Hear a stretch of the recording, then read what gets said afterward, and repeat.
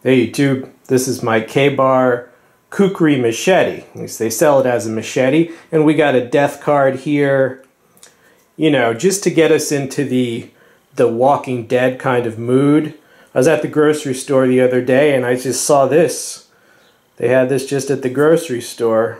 This little kind of a zombie themed lighter.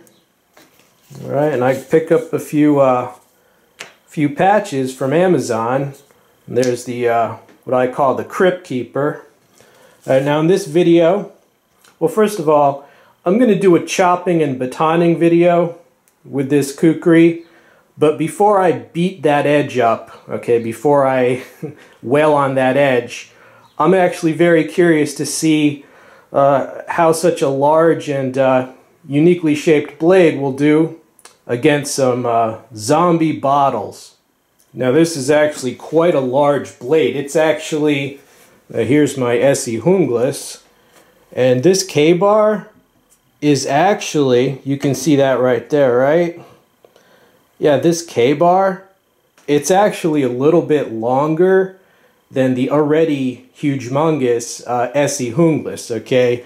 So we're talking about a large blade here with this Ka-Bar. Let me just show you a little bit of what we're going to be working with. This is 1085 steel, alright, and it arrived pretty sharp. It's especially sharp on the inside edge, alright. Let me see that there.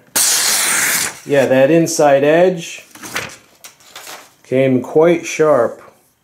Now I'm sure you might say, oh, well, what's the big deal with cutting a bottle with this? I've seen you cut bottles with a bazillion other blades. Well, you know, each type of blade has its own little set of qualities that make it harder or easier.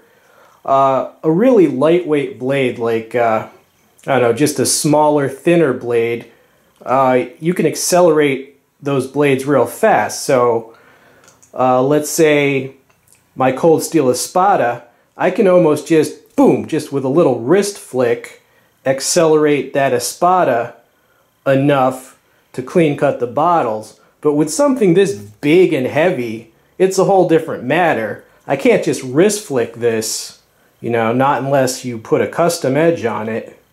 You know, a big, heavy thing like this, in order to clean cut a bottle, you have to accelerate it to a certain minimum speed.